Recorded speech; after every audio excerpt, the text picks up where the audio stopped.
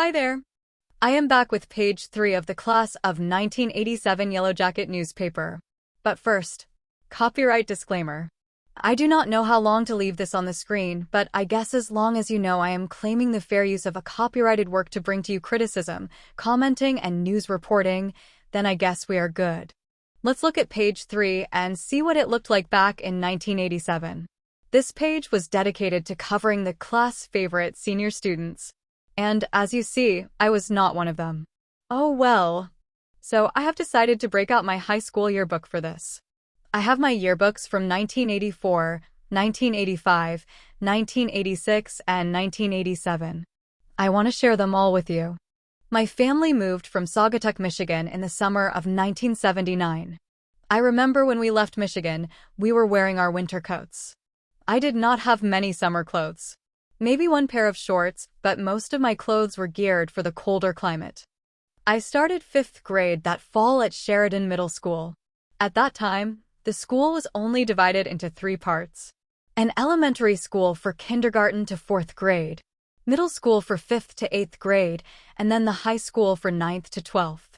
As you will see, I knew most of my classmates. But most of my classmates did not know me. I did not belong to any club, any group, nor any clique. My family did not have lots of money. My father was in the army and stationed in Okinawa when I was born. I spent most of my first 2 years of my life on that island. The only income our family had was a check my father got every month for veterans' benefits. We never had new vehicles. The only time we got new clothes was at the beginning of the school year, and that was a trip to the local Walmart. Thinking back, I wish I could have known more of my classmates. I wish I had participated in activities through the years. I was backwards. Very backwards until my senior year. I decided I would break out of my mold. The first thing I did was decided to lose weight. I lost 60 pounds that second half of my senior year. I started to build some confidence, so I tried out for the senior play. And guess what? I got to be in the senior play. I got to dress up and walk off the stage to sit on the front row. I can't remember the name of the play, but I do know I had the role of the mother of one of the contestants. That contestant was Jenice Harrington. So, with all that said, let's get into page 3 of the newspaper. First favorite is Life of the Party. Julie McElrath and Bill Murphy. Julie was part of the senior class officers and acted as the treasurer. Julie has since passed away. You can find her obituary on the website for one of the local funeral homes. All I can remember about her is seeing her in my business math class. Julie was also a class officer. She was the treasurer. I remember hearing her one time say that she didn't know why they named her as Life of the Party. But, of course, I wouldn't know why either. I never attended any high school parties. Next is Most Likely to Succeed. Tamara Havner and Seth Lowry. Yup. These two were very smart. It is confirmed in our yearbook that they are most likely to succeed. But, also, the yearbook went up and beyond the newspaper by naming them as most studious. Next, most school-spirited. Lisa Pieri and Mitch Watson. Lisa was a cheerleader and was part of the football homecoming game. She was escorted by one of the football players. And Mitch was on the track team. But our yearbook says that Mitch and Sandra Moltz were given the honor of being the most school-spirited. Another mystery that I can't solve. Now we have the biggest flirts. Kim Hale and Stacy Lisenby. Both took part in being part of a senior class officer. Stacy was the vice president and Kim was the secretary. I never talked to either one of them. These two were confirmed by our yearbook to be the biggest flirts, so I guess it was true. But I personally do not know. Next, we have 2 with the best personalities and rated the cutest. Buck Thompson and Jenny Luft. Here we go with Jenny again. Sorry if I sound a tad bit jealous, Jenny. Not only was she the editor of the newspaper you are looking at, but she was also a class officer and was, of course, the editor. Although I did not personally know them, I knew of them. And I don't think I ever uttered a word to either of them either. Our yearbook separated these who's who's. Here is the photo of Buck and Jenny leaning on each other. And here's another picture of them in the same clothes but in reverse. I guess they thought if they changed sides, you would think they were different people or something, hee hee. Most courteous, Chris Reinhardt and Dana Hirkus.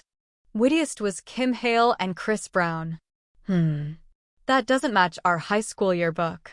Our yearbook says that Steve Warmack and Donna Bolton were the wittiest. And also, the best dressed does not match our yearbook.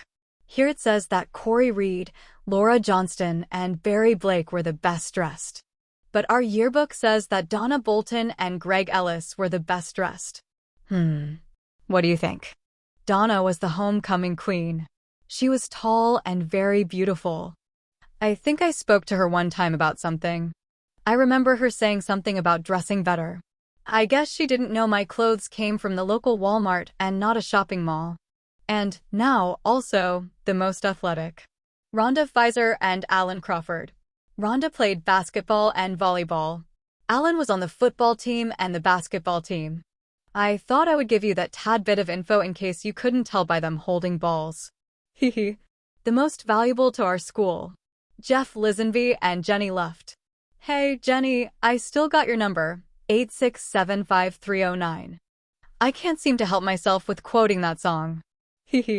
So these two were also our class officers, with Jeff being the president and Jenny the reporter.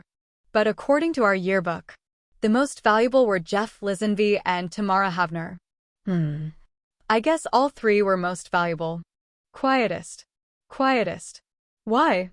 I think I can understand why Dana would be considered quietest, but I don't know about Brian Holler. And, finally, last but not least are the two most talented. Clay Bob Hooton and Leanne Smoot.